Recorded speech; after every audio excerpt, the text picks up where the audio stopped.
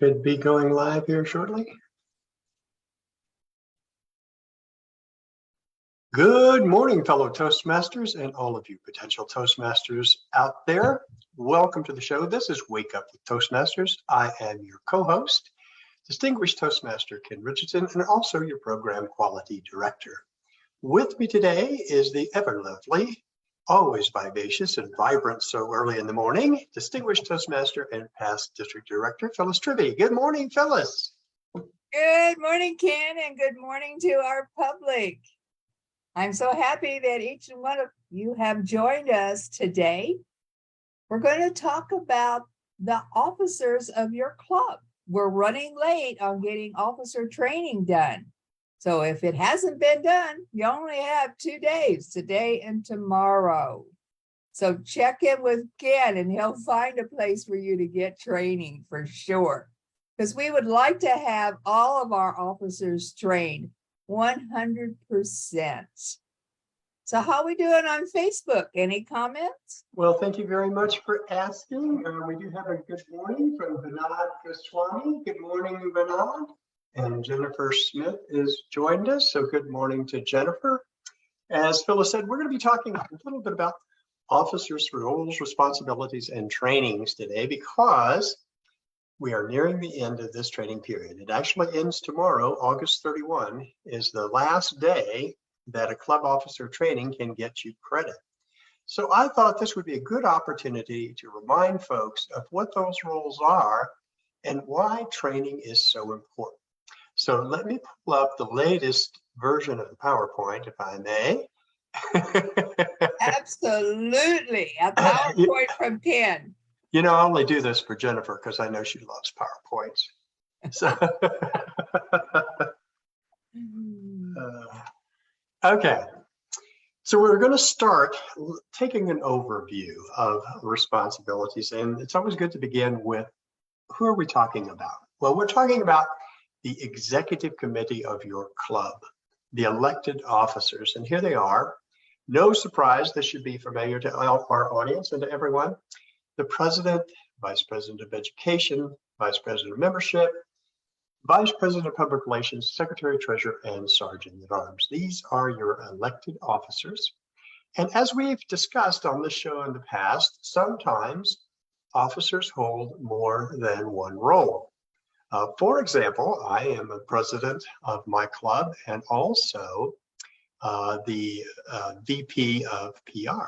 So there you go.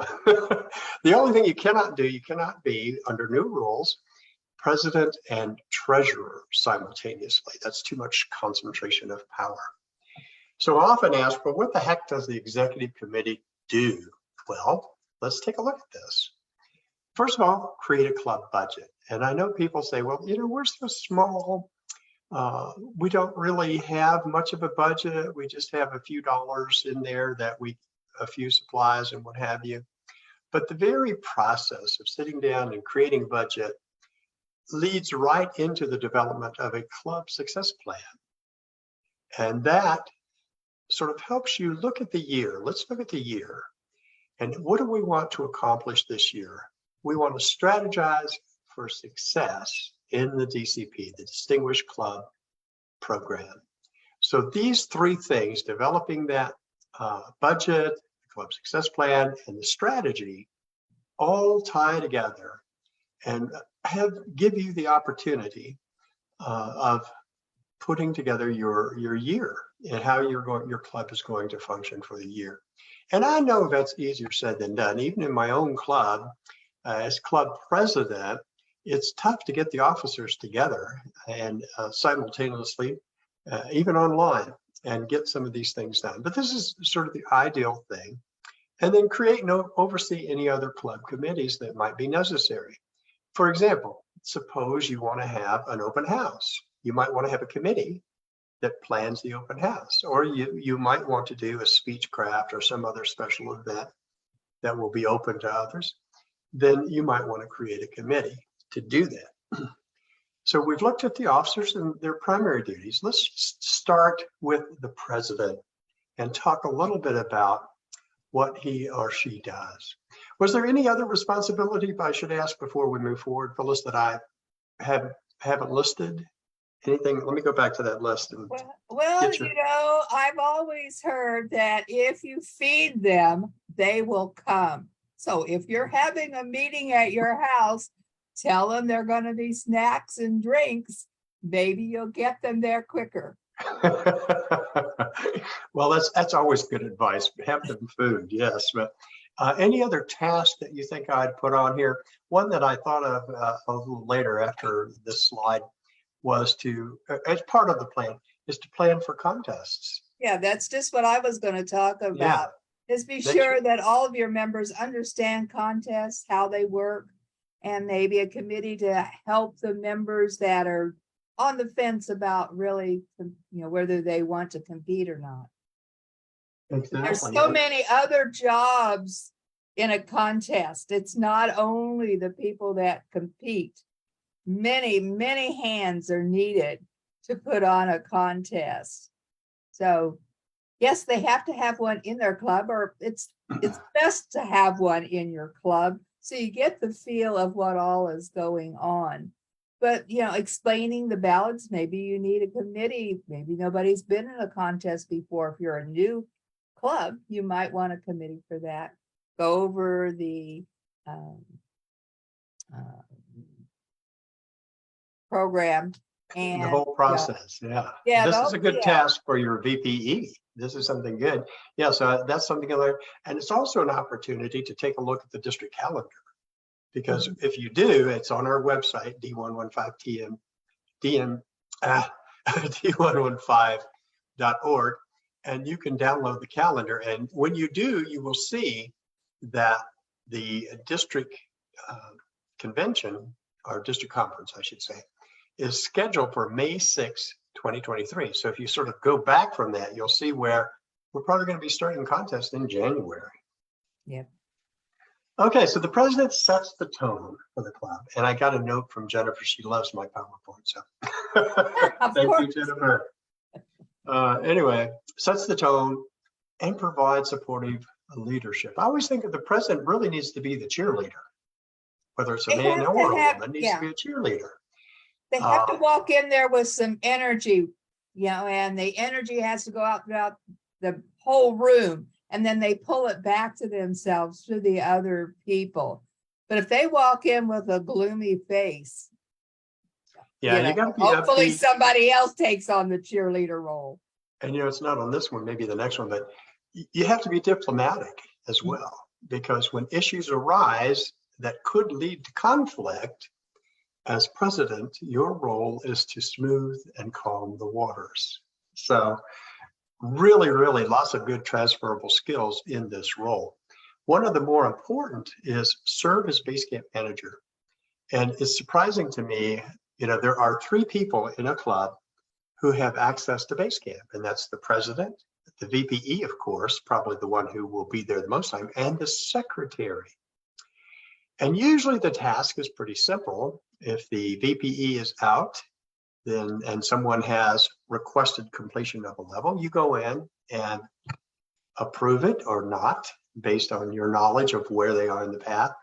And then make sure the other thing you have to do is add it into Club Central. Because if you just okay it in base camp, you're only halfway finished. You got to go to Club Central. Well, that base camp manager was one of the things that upset me when they put in the new program. Because in Club Central, any officer can actually apply for the award for another member, where only 3 people can do it in Pathways. And if I wasn't one of those officers, then it was difficult for me to go in and explain Pathways to others. And I was their general source to help new members. So that was a 6 months that I didn't enjoy, because people would ask me questions and I couldn't go in and show them how Pathways work. So I'm not sure, for me, I'm not sure that just 3 people able to go into being the camp manager is the best way to do it. But Yeah, it is a little bit clunky. And when I brought this up at some of the regional meetings and what have you, that's a common theme. And we always get a promise from TI. Well, we're working on it. We're going to make the two systems, because you're really dealing with two systems and they don't talk well to each other. That's why you have to do manually. But the hope is one day you'll be able to enter it one time and it will populate wherever it needs to. I want to go back for a moment. Vinod Goswami has a comment that I think is a very good point. And he talks about some of the responsibilities that we haven't maybe gotten to yet is voting. The president votes both at the district council and at the international meeting. So those are very, very important things to do, or he or she proxies. They also ensure. Proxies is another thing. Yes, it's either the president or the VP of Ed that votes at the district council, and there will be no more proxies at the district council. Exactly. So that's another thing. You have to be sure that the people that you elect are willing to go to the council meeting and vote your votes for your club. That's a very good point, Phyllis. And the way that works now, instead of a proxy, the club can authorize the president to carry two votes. Let's say we have a meeting and the VPE says, I'm not going to make it. Well, the club can then authorize the president to carry both of those votes. So it's sort of similar to a proxy, but the club has to vote on it. So that's a good point. We'll talk more about that. The other thing I think that's important is make sure that the club is focused on the DCP and the committee reaches its goals. Some of these skills, this is something I like. We didn't, and I'm glad Vishnu brought that up, and brought up the voting, because it's not part of this presentation. But this is, and this is important, what I think of as transferable skills. And these are skills that you learn in Toastmasters, that we all learn in Toastmasters, depending on the role, that transfer easily to the quote real world. So you get experience in leadership, experience leading teams, setting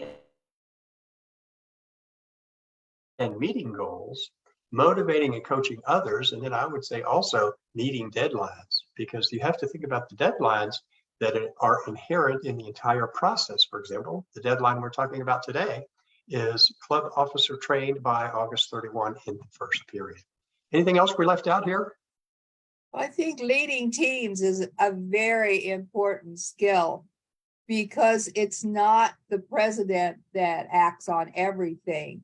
It should be the team, their consciousness when the voting is happening. So everything leads to the team being in charge, not just the president. Yeah, and the president's role is vital for filling that function. Now, when you move to the VPE, I think the thing that to think about and focus on the VPE is a role that I filled, and I know you have, and it's one of my favorites because you're closest to the members, to me, in this role, because this is the person who really needs to get close to where members are in their own goals. How far along your path are you? And that's helpful because the VPE typically schedules people. So if you come to me, Phyllis, and I'm the VPE, you're one of my members, and say, hey, I have 3 speeches I need to get done for level 2 in whatever path, then it's up to me to say, well, let's work together now. We can schedule this so that we'll make sure that we have the opening and you're ready. So we've got all of this mapped out in advance. So I think the VPE is very, very close to the members, and that's very good. Their main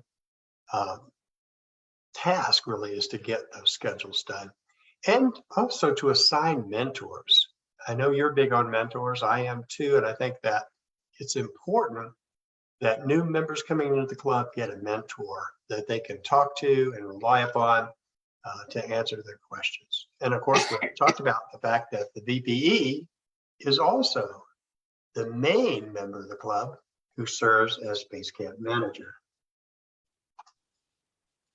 They're a resource for people if you have questions about, well, what about these awards and what have you, and how do I do XYZ in pathways?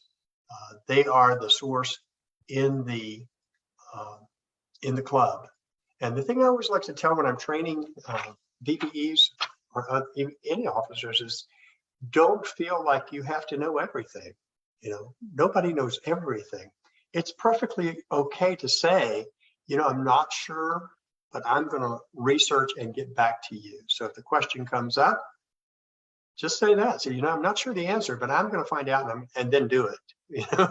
Don't promise what you can't deliver, but you can deliver on a promise to look something up and get back if you don't know the answer right offhand. So good resource, and that's good advice really for all the club officers. Again, transferable skills, motivation. This is probably an under-recognized or underappreciated skill, is motivating others. Well, how do you do that? I once had a professor in college who told me that you really can't motivate anyone. All motivation actually is self-motivation. I don't think that's entirely true. What do you think, Phyllis?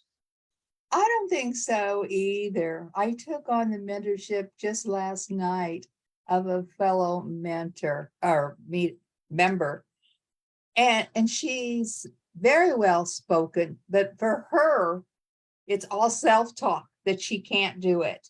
And I think you need somebody that is confident in you, that speaks with you to help you get rid of that self-talk. And for me, that's a mentor, someone that helps you. And, pushing a little bit, it's like, yeah, it's time you did that second speech over 2 months ago.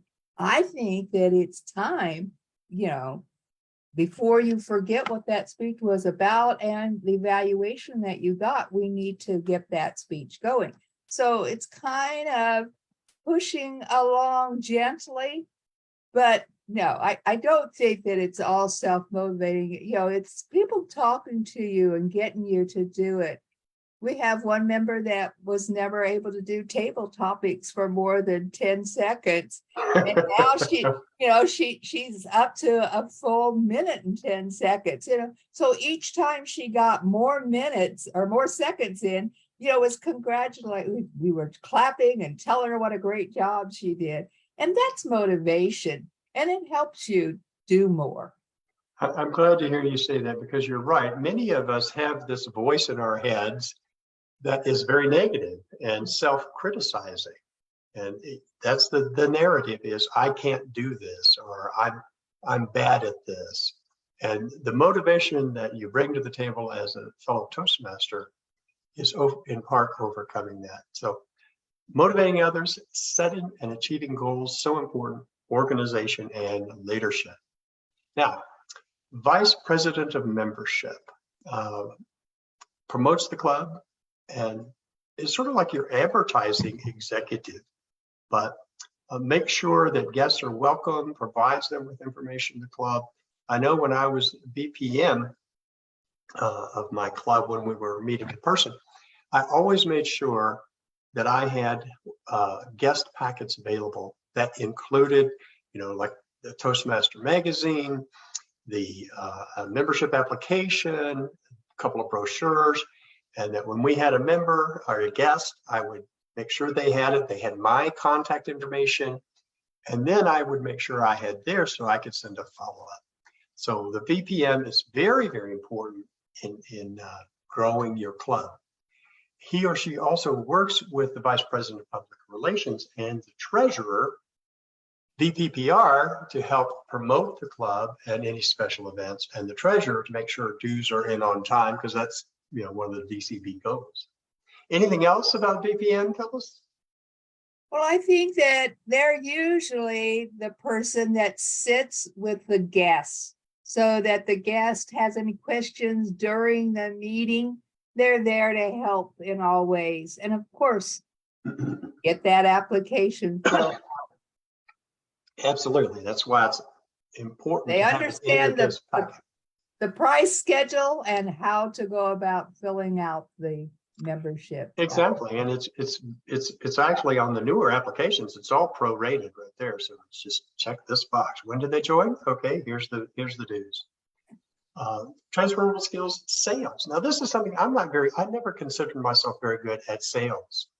I'm not, I've never really been a salesman. And I think it is a special skill that there people can develop, but I just never have done it. It does improve your communication skill and gives you confidence to meet new people. And I think that if I had to say, what is the most important thing you get out of Toastmasters? I would say confidence. Having confidence in yourself, being able to present yourself to other people in various situations.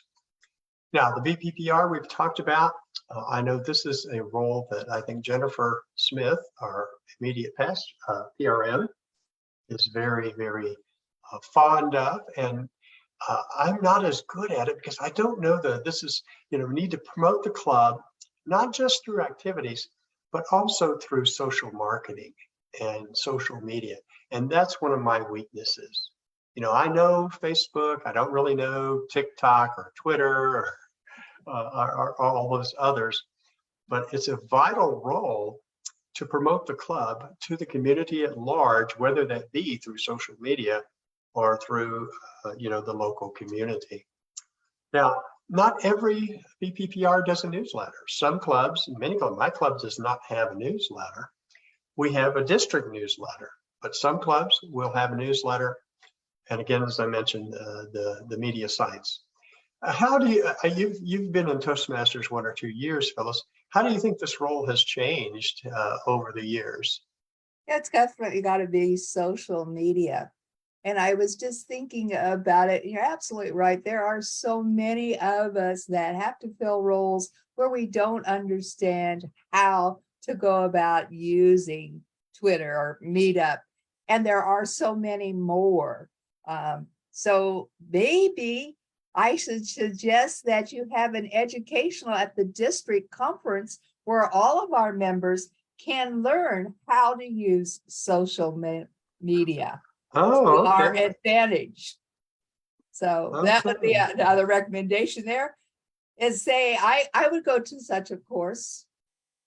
Okay. But it's up to you. Well, we can also use that on Educational Enrichment Night, but I think that's a wonderful idea because you can't have enough good promotions. You know what I mean? I think that is very, very, very true. We use Meetup in both of my clubs and we are successful, but I wonder how we would be if we were on some of the other social medias. Gotcha. Yeah. Transferable skills, marketing. That's a big thing today, marketing. Proficiency with social media websites and applications. Now, I mentioned that I am the VPPR for my club, and I do post on our Facebook page and I do take care of our website. But I wouldn't say that I'm the best at it. I'm okay, but you do get some proficiency in these skills. And these are skills that are definitely in demand out in the workforce, especially sales. And again, there's that word confidence coming up. So VPPR, club secretary. This is the role I have probably fulfilled or been elected to, I suppose I should say, more than any other. I don't know what it is, but once you get in this role and you do a reasonably good job, and I'm pretty good at this I can do. One of the skills I have is keeping records and what have you, taking minutes and that sort of thing. But once you get in that role, you sort of get reelected and reelected and reelected. And that's okay. I think some roles are worth repeating all at some point. But the secretary is important as the historian and the holder of the archives, if you will. I have paper records. My club was founded in 1979, and I have records going back close to that date, even back in the times when we had a newsletter and everything was on paper. So I do have it, but it is sometimes challenging to keep track of all that stuff. Now, the thing that when I teach this class that I always recommend, and I'm not always as good at it as I should be myself, is to, excuse me, upload your PDFs to your website. And that way they're accessible to your members. So you convert your minutes into a PDF file, upload it to your website, and it is there. So just a little tip. Yeah, I think that's great because we had guests, and as the secretary, I took down their names and their email addresses. And I uploaded everything to the club website. And then in future, the VP of E, the VP of Ed called me and she said, "Do you still have that?" I said, "On the website, go to the website." I downloaded it in the minutes. So yes, you can go back and look at those things, and especially guests. I think that's very important that you do get emails out to them. Yes, absolutely. Well, and we mentioned the third member of the club, who is a Basecamp manager, is the secretary. And I know when I taught this class, secretaries are surprised to find out that this is part of their role. But I assure them it is not a role that is overly burdensome, but they do have to have an understanding of Basecamp. So that's something we talk about.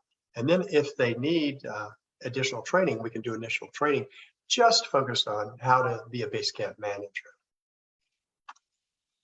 Skills, communication, and listening. Absolutely, listening skills. We all hear, or hopefully, unless we have some impediment, but hearing is natural, but listening is a skill. It's a learned skill, and that's another thing that Toastmasters gives you, that you get out of Toastmasters, is listening skills. To really listen if you're going to do a good evaluation, to really listen if you're going to take the minutes and what have you. Pay attention because you want to listen to what the speakers are saying, what the table topics. You want to make sure that those things are included in your minutes. Using software programs. Absolutely. Most of the time minutes are taken in. I used to take my laptop and take them in real time because I had a little template that I could just check things off. And then, that gives you a certain amount of proficiency, and then you convert that to PDF. So time management, organization, all of these skills are transferable skills. And so every office that we've talked about has a set of skills that not only enhance your own functioning as an individual, but they are transferable into the workplace. Any other thoughts on secretaries? No, not really. As I say, sometimes it is difficult, I feel, to be the club secretary. If you're the timer or you're the table topics, you're trying to keep notes and do one of the roles. Sometimes it gets a little difficult. And I notice that most all clubs anymore record. So if it's difficult to take the notes at the time, you can always get the recording and take the information then. Yeah, and if you do record your meetings, the nice thing about it is you can go back as a speaker and listen to yourself, and you'll hear those ahs and ums. I know that's my problem. I still have ahs and ums after all of these years. Okay, the treasurer, that's the club's accountant, keeps the financial records, manages the bank account, writes checks as approved by the executive committee, pays dues. Now, one of the things that is in transition right now is individuals will be able to go online and pay their international dues directly, but we're still going to have a problem with collecting club dues. So it's not completely automated for individuals, but at least you can do part of it online. The rest is going to fall upon the treasurer. And so collect dues, get those in on time. That's another DCP, Distinguished Club Program point, is to get your dues in time, get your club officer list in time, and get your officers trained, which is the focus of our discussion today. Any thoughts on the treasurer's role? Well, you mentioned that individuals could go on and pay their international dues.